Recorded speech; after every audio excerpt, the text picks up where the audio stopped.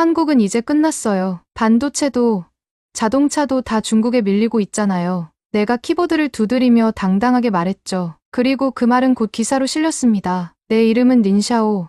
38살이며 중국 상하이의 IT 전문 기자입니다. 외신보다 더 빠른 한국 비판으로 유명했고 수많은 조회수를 기록한 칼럼니스트였어요. 한국의 기술은 껍데기뿐이다. 삼성과 현대는 이미 중국에게 추월당했다. 이런 문장들이 나의 기사를 채웠고 사람들은 열광했습니다. 각 기사마다 수백만 조회수가 쌓였고 댓글란은 애국심에 불타는 중국인들의 응원으로 가득했어요. 그때마다 가슴이 벅차올랐죠. 내가 옳다고, 내 분석이 정확하다고 느꼈습니다. 상하이 경제일보 사무실은 항상 분주했어요. 형광등 빛이 모니터에 반사되는 사무실에서 나는 매일 한국 기업들의 주가와 실적을 분석하며 그들의 몰락을 증명하려 했습니다. 때로는 밤을 새우기도 했죠. 그럴 때면 아내가 보낸 따뜻한 우유를 마시며 다시 키보드를 두드렸어요. 린샤오, 잘했어. 이번 기사 반응이 폭발적이야. 편집장 왕 선생이 내 어깨를 두드리며 말했습니다. 그의 인정을 받을 때마다 어린아이처럼 기뻤어요. 그런데 그날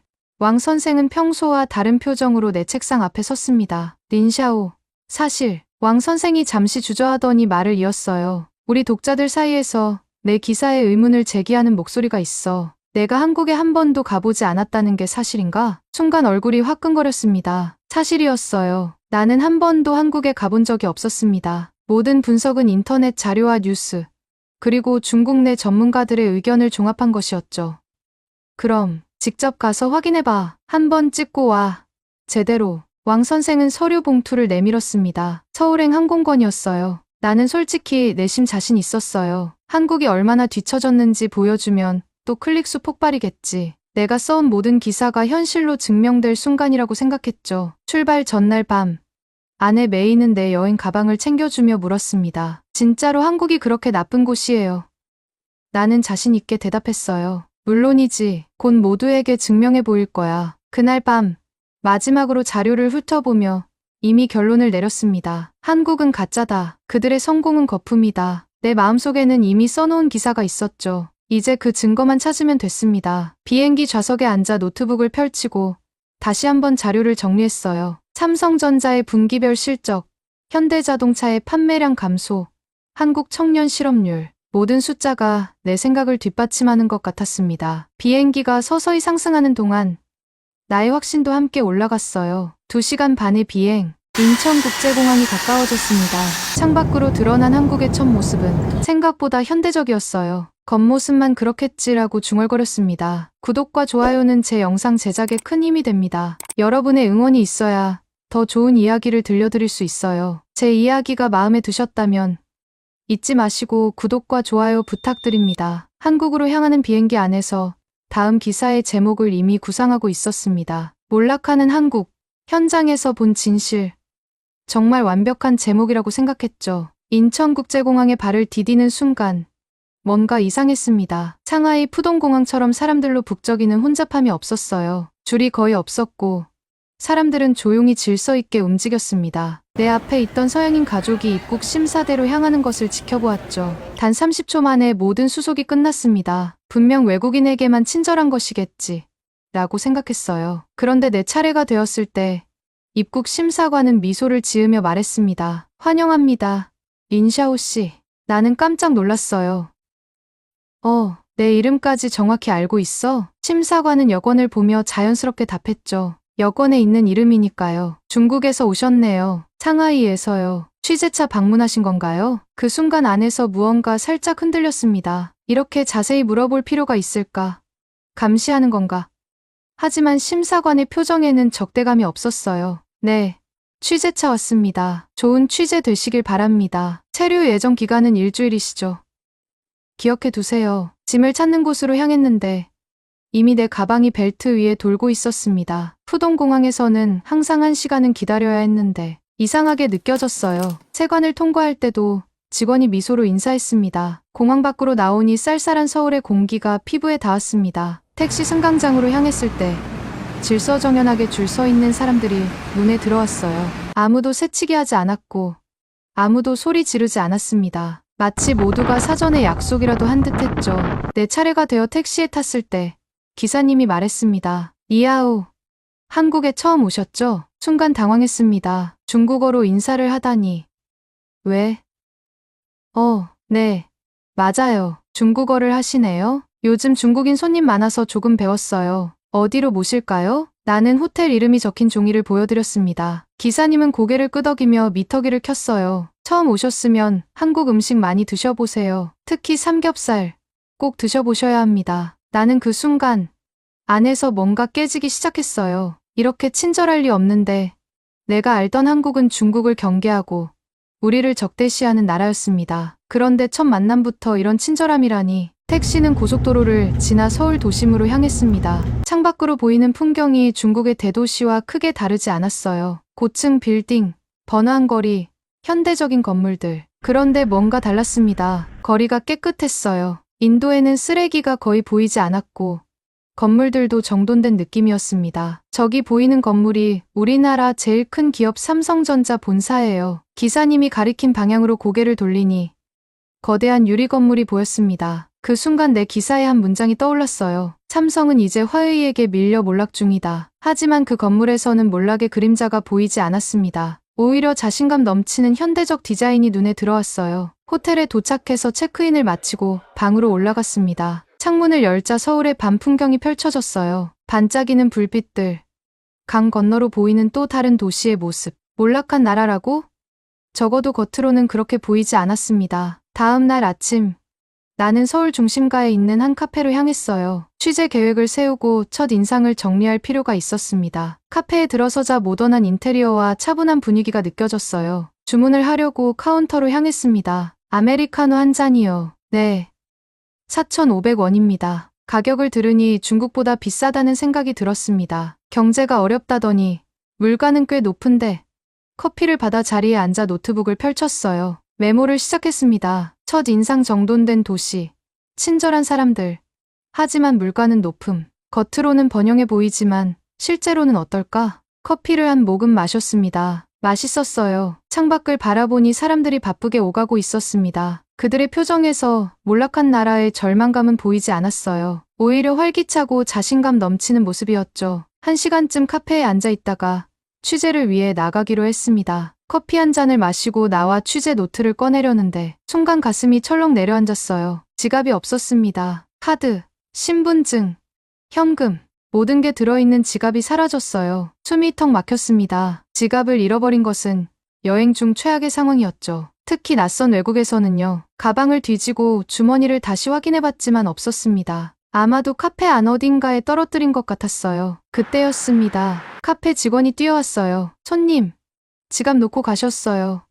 그녀의 손에는 분명 내 지갑이 들려 있었습니다. 화장실 근처에서 발견했어요. 안에 모든 것이 그대로였습니다. 현금, 카드, 심지어 호텔 키카드까지요. 안도감에 감사의 말을 건넸고 작은 팁을 주려 했습니다. 그러나 그녀는 고개를 저었어요. 아니에요.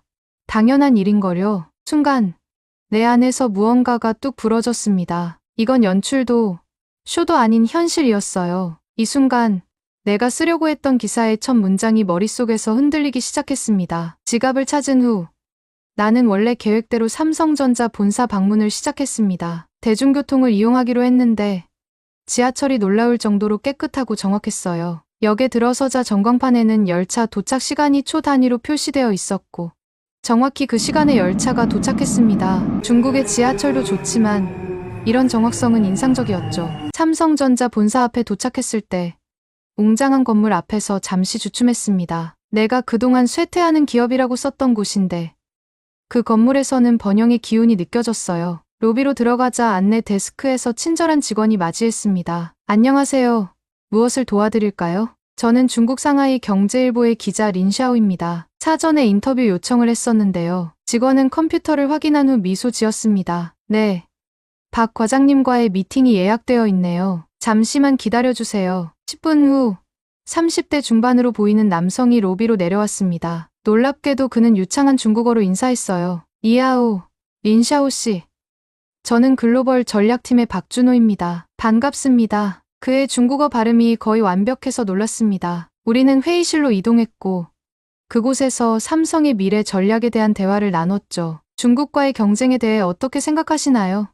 내가 도발적인 질문을 던졌습니다. 박준호는 잠시 생각하더니 미소를 지으며 대답했어요. 경쟁이라기보다는 우리는 함께 가야 한다고 생각합니다. 중국은 세계 최대 시장이자 혁신의 원천이죠. 우리는 경쟁하면서도 협력할 수 있습니다. 하지만 중국 기업들이 삼성을 따라잡고 있지 않나요? 기술은 누구의 것이 아닙니다. 기술은 싸움이 아니라 협력의 도구예요. 중국 기업들이 성장하는 건 자연스러운 일이죠. 하지만 우리도 계속해서 새로운 영역을 개척하고 있습니다. 그는 방어적이지 않았습니다. 오히려 중국에 대한 존중과 협력의 자세를 보였어요. 이것은 내가 예상했던 반응이 아니었습니다. 내 기사에서는 항상 한국 기업들이 중국을 두려워하고 있다고 묘사했거든요. 박준호는 나를 연구소로 안내했습니다. 그곳에서 차세대 디스플레이와 메모리 반도체를 개발하는 현장을 볼 수 있었어요. 연구원들은 열정적으로 일하고 있었고 그들의 눈빛에서 자신감이 느껴졌습니다. 우리는 언제나 다음을 준비합니다. 지금 성공한 제품이 있어도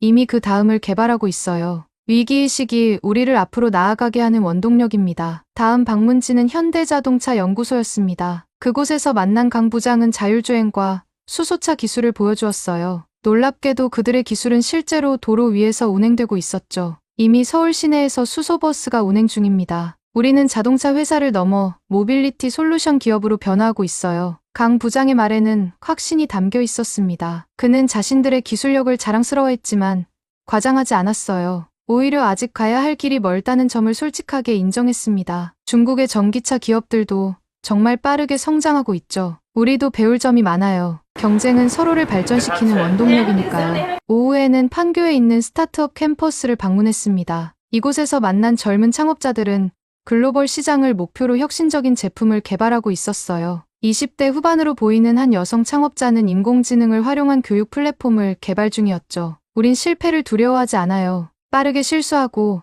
빠르게 성장하는 게 한국식입니다. 그녀의 말에 깊이 공감했습니다. 중국의 젊은 창업자들도 비슷한 마인드를 가지고 있었으니까요. 한국은 작은 나라라서 처음부터 글로벌 시장을 목표로 합니다. 국내 시장만으로는 충분하지 않거든요. 그래서 우리는 항상 세계 표준을 생각하며 제품을 만들죠. 이 말이 내게 깊은 인상을 남겼습니다. 한국의 기업들은 처음부터 글로벌 경쟁을 염두에 두고 있었던 거죠. 그것이 삼성이나 현대가 세계적인 기업이 될 수 있었던 이유 중 하나였을 겁니다. 하루 종일 여러 현장을 방문하며 나는 단순한 기술이 아니라 그 기술을 움직이는 사람들을 보게 되었습니다. 그들은 낙관적이면서도 현실적이었습니다. 자신감 있으면서도 겸손했죠. 무엇보다 놀라웠던 건 그들이 중국을 적으로 보지 않는다는 점이었어요. 오히려 함께 성장할 수 있는 중요한 파트너로 여기고 있었습니다. 저녁이 되어 한강 근처의 음식점에서 식사를 했습니다. 창밖으로 보이는 한강의 야경은 정말 아름다웠어요. 강변을 따라 조깅하는 사람들, 자전거를 타는 가족들, 벤치에 앉아 담소를 나누는 연인들. 그들의 모습에서 여유로움과 행복감이 느껴졌습니다. 식사를 마치고 호텔로 돌아가는 길, 머릿속은 복잡했습니다. 내가 그동안 써왔던 기사들과 오늘 직접 본 현실 사이에는 큰 괴리가 있었어요. 어쩌면 나는 너무 쉽게 한국을 판단했던 건 아닐까? 그동안 정확한 사실보다는 독자들이 듣고 싶어하는 이야기를 써왔던 건 아닐까? 호텔 방에 돌아와 노트북을 펼쳤습니다. 하루 동안의 경험을 정리하려 했지만 어떻게 써야 할지 막막했어요. 내가 보고 들은 것은 몰락하는 한국의 모습이 아니었기 때문입니다. 오히려 위기 속에서도 끊임없이 혁신하며 나아가는 모습이었죠. 창밖을 바라보며 생각했습니다. 사람이 중요하구나. 기술보다, 시스템보다 결국은 그것을 만들고 움직이는 사람들의 정신이 중요한 거야. 다음 날 아침, 나는 서울의 일상을 직접 체험해보기로 했습니다. 호텔 밖으로 나와 지하철을 타고 한강공원으로 향했어요. 아침 일찍임에도 불구하고 많은 사람들이 운동을 하고 있었습니다. 노인들은 천천히 걸으며 이야기를 나누고 젊은이들은 자전거를 타거나 달리고 있었죠. 모두 각자의 방식으로 하루를 시작하고 있었습니다. 강가에 앉아 잠시 휴식을 취하며 서울의 아침 풍경을 감상했어요. 강 건너편으로 보이는 고층 건물들이 아침 햇살에 반짝였습니다. 한 노인이 내 옆에 앉아 미소를 지었어요. 외국에서 오셨군요. 네. 중국에서 왔습니다. 아, 중국이요? 저도 젊었을 때 베이징에 여행 간 적이 있어요. 정말 큰 나라더군요. 우리는 잠시 이야기를 나누었고 그는 서울에서 꼭 가봐야 할 장소들을 추천해 주었습니다. 그의 친절함이 따뜻하게 느껴졌어요. 한국 사람들은 왜 이렇게 친절한가요? 궁금해서 물어봤습니다. 노인은 잠시 생각하더니 말했어요. 특별히 친절하다고 생각한 적은 없는데요. 그냥 사람이 사람에게 당연히 해야 할 일을 하는 것뿐이지요. 그 말이 내 마음에 깊은 울림을 주었습니다. 별다른 계산이나 목적 없이 그저 사람으로서 자연스럽게 베푸는 친절이었던 거죠. 점심을 먹고 난 후 나는 북촌 한옥마을로 향했습니다. 전통 가옥과 현대적인 건물이 조화롭게 어우러진 모습이 인상적이었어요. 사진을 많이 찍고 싶어서 핸드폰을 꺼내려다 주머니가 비어있음을 느꼈습니다. 심장이 빠르게 뛰기 시작했어요. 어젯밤 택시에 두고 내린 것이 분명했습니다. 핸드폰에는 중요한 자료와 지금까지 찍은 모든 사진들이 있었어요. 무엇보다 편집장과 연락할 수 있는 유일한 수단이었죠. 잠시 당황했지만 주변에 있는 경찰서를 찾아갔습니다. 경찰서 안으로 들어가자 젊은 경찰관이 맞이했어요. 나는 서툰 영어로 상황을 설명했습니다. 그는 영어로 웃으며 대답했습니다. 걱정 마세요. 우리가 찾아드릴게요. 어떤 택시였는지 기억나시나요? 파란색이었고, 그리고 기사님은 안경을 쓰고 계셨어요. 알겠습니다. 정보를 주시면 바로 확인하겠습니다. 어제 몇 시쯤 타셨나요? 나는 가능한 한 많은 정보를 제공했고, 경찰관은 이를 컴퓨터에 기록했습니다. 그리고 내게 의자를 권했어요. 잠시만 기다려주세요. 확인해 보겠습니다. 놀랍게도 단 15분 후 경찰관이 미소 지으며 돌아왔습니다. 좋은 소식이에요. 택시 기사님이 핸드폰을 보관 중입니다. 지금 가져오고 있어요. 나는 그 자리에 앉아 말을 잃었습니다. 이게 한국이야. 내가 아는 어떤 나라에서도 분실한 핸드폰을 이렇게 빨리 찾을 수 있을 거라고 기대하지 않았어요. 30분 후 문이 열리고 택시 기사님이 들어왔습니다. 그는 내 핸드폰을 들고 있었죠. 어제 손님이 내린 후에 발견했어요. 전화가 와서 경찰서로 바로 가져왔습니다. 나는 깊이 고개를 숙여 감사 인사를 했습니다. 그리고 작은 보상을 드리려 했지만 기사님은 손을 내저었어요. 아니에요. 그냥 제 일을 한 것뿐입니다. 경찰서를 나오는 순간 가슴이 뭉클했습니다. 이런 경험은 처음이었어요. 낯선 외국인에게 이렇게까지 친절하다니. 갑자기 내가 그동안 써왔던 기사들이 부끄럽게 느껴졌습니다. 저녁에는 명동의 번화가를 걸었습니다. 화려한 간판들과 분주히 오가는 사람들 사이에서 한국의 활기를 느낄 수 있었어요. 한 작은 식당에 들어가 저녁을 먹기로 했죠. 메뉴판을 보고 있는데 주인으로 보이는 중년 여성이 다가왔습니다. 처음 오셨네요? 추천 메뉴 드릴까요? 네. 감사합니다. 그녀가 추천한 된장찌개는 정말 맛있었어요. 식사를 하는 동안 나는 계속해서 생각했습니다. 왜 한국 사람들은 이렇게 친절할까?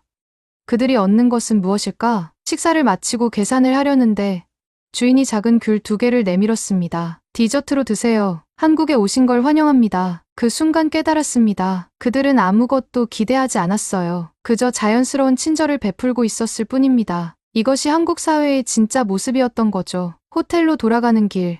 발걸음이 무거웠습니다. 내가 그동안 써온 기사들이 얼마나 편향되고 불공정했는지 생각하니 마음이 불편했어요. 나는 단순히 독자들의 민족주의적 감정에 영합하기 위해 사실을 왜곡했던 것이 아닐까? 호텔 방에 도착해 노트북을 열었습니다. 지난 이틀간의 경험을 바탕으로 새로운 기사를 쓰기 시작했어요. 한국 기술 너머의 사회적 신뢰. 나는 한국이 쇠퇴하고 있다고 믿었다. 하지만 직접 방문해 보니 그들의 진짜 강점은 첨단 기술이 아니라 사회적 신뢰와 배려의 문화였다. 그러나 중간에 멈췄습니다. 이런 기사를 쓰면 중국 독자들이 어떻게 반응할까?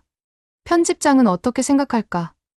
그들은 내게 한국의 쇠퇴를 보여달라고 요청했는데 나는 정반대의 이야기를 가져가려 하고 있었어요. 창밖을 바라보며 깊은 한숨을 내쉬었습니다. 나는 기자로서 무엇이 옳은지 알고 있었지만 현실적인 고민이 밀려왔어요. 이 갈등 속에서 나는 그날 밤 쉽게 잠들지 못했습니다. 서울에서의 마지막 이틀은 빠르게 지나갔습니다. 나는 한국의 다양한 모습을 더 깊이 경험하고 싶었어요. 대학교 캠퍼스를 방문해 젊은 학생들과 대화하고 시장을 돌아다니며 일상 속 한국인들의 모습을 관찰했습니다. 놀랍게도 그들 중 많은 이들이 중국어를 조금씩 할 줄 알았고 중국 문화에 관심을 보였어요. 한 대학생은 자신이 좋아하는 중국 드라마와 음악에 대해 열정적으로 이야기했습니다. 저는 중국 역사 드라마를 정말 좋아해요. 특히 진정령과 장사기가 제 최애 드라마죠. 그의 말을 듣고 웃음이 났습니다. 내가 알던 한국은 중국 문화를 무시하고 배척하는 나라였는데 실제로 만난 이들은 전혀 달랐어요. 서울에서의 마지막 날,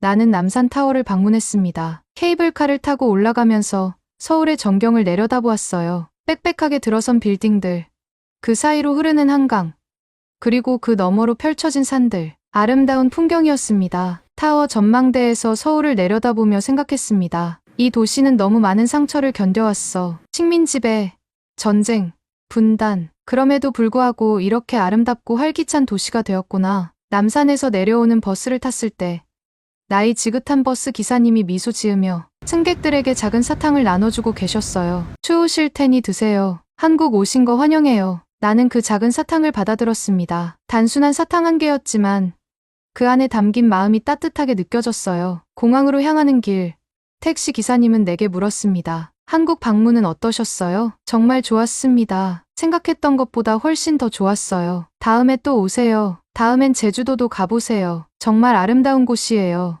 인천공항에 도착해 탑승 게이트로 향하면서 나는 일주일 전과는 완전히 다른 사람이 되어 있었습니다. 한국에 대한 내 생각, 중국과 한국의 관계에 대한 내 인식, 그리고 무엇보다 기자로서의 내 책임감에 대한 생각이 크게 변화했어요. 비행기 안에서 나는 노트북을 열고 지난 일주일간의 경험을 정리했습니다. 어떤 기사를 써야 할지 고민이 많았어요. 독자들이 기대하는 한국 비판 기사를 쓸 수도 있었고, 내가 실제로 경험한 진짜 한국에 대해 쓸 수도 있었습니다. 두 길 모두 쉽지 않았어요. 상하이에 도착했을 때 아내 메이가 공항에 마중 나와 있었습니다. 나를 보자마자 그녀는 미소를 지었어요. 어땠어?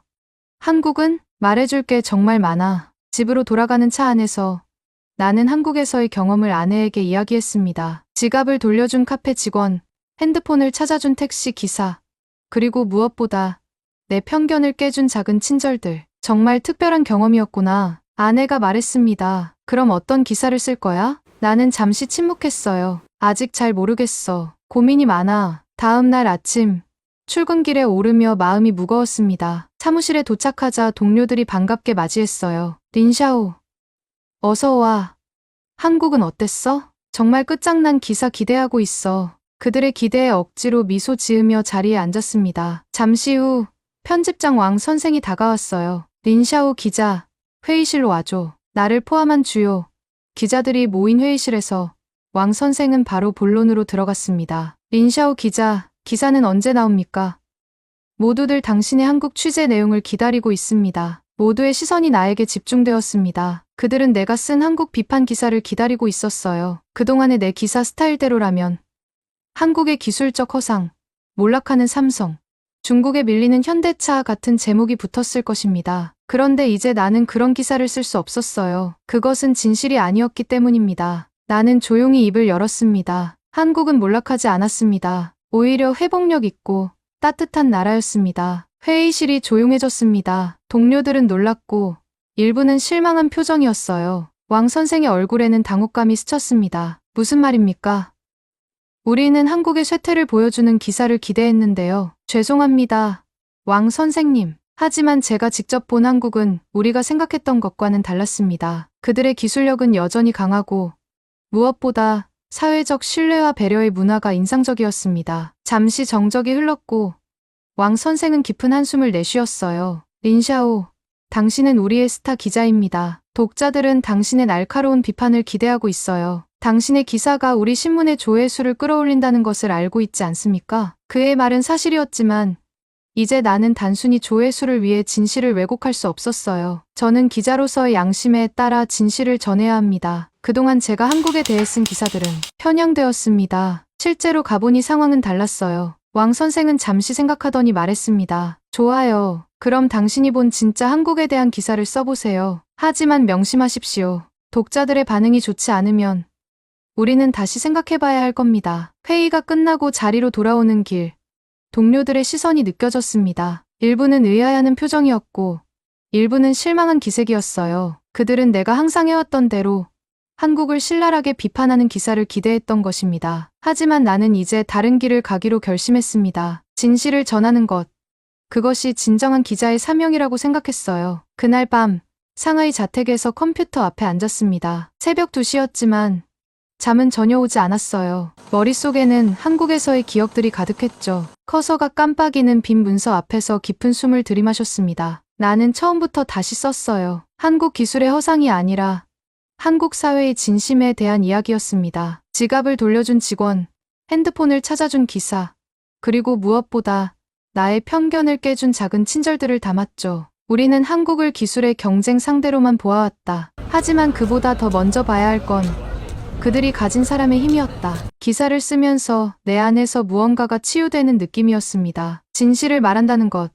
그것이 얼마나 큰 자유로움인지 깨달았어요. 아침이 밝아올 무렵 기사를 완성했습니다. 제목은 우리가 모르는 한국의 진짜 모습이었어요. 잠시 망설이다가 보내기 버튼을 눌렀습니다. 기사가 게재된 다음 날 사무실은 술렁였습니다. 내 기사는 기대와 달리 엄청난 조회수를 기록했어요. 댓글란에는 다양한 반응이 쏟아졌죠. 눈을 떴다.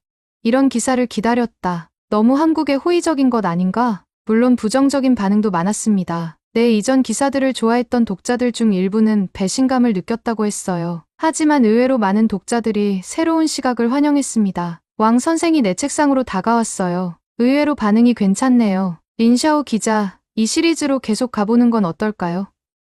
진짜 아시아를 만나다 같은 제목으로요. 나는 미소 지었습니다. 진실을 말하는 것이 때로는 더 강력할 수 있다는 걸 증명한 순간이었어요. 오늘도 내 책상 위에는 그 작은 사탕 봉지가 놓여 있습니다. 남산 올라가는 버스에서 기사님이 나눠준 것이죠. 추우실 테니 드세요. 한국 오신 거 환영해요. 그 작은 친절이 내 인생을 바꿨습니다. 그건 내게 언제나 상기시켜 줍니다. 진실은 발로 가서 봐야 알 수 있다는 것을요. 요즘 나는 더 많은 나라를 직접 방문하고 편견 없이 그곳의 문화와 사람들을 이해하려고 노력합니다. 일본, 베트남, 태국. 매번 새로운 깨달음이 있었어요. 가끔 한국에서 만났던 사람들에게 이메일을 보내기도 합니다. 박준호 과장은 이제 내 좋은 친구가 되었고, 때로는 업계 정보를 공유하며 서로 도움을 주고받습니다. 우리는 늘 한국의 몰락을 믿고 싶어 했습니다. 하지만 내가 본 한국은 기술보다 사람을 믿는 나라였어요. 그리고 그 따뜻함이야말로 어떤 위기도 극복하게 만드는 진짜 힘이었습니다. 다양한 문화를 이해하고 존중할 때 우리는 함께 성장할 수 있습니다. 경쟁은 필요하지만 그것이 편견과 오해로 이어져서는 안 되죠. 이제 나는 진정한 기자로서 세상의 다양한 모습을 있는 그대로 전하려 합니다. 작은 사탕 하나가 내게 가르쳐준 큰 교훈입니다.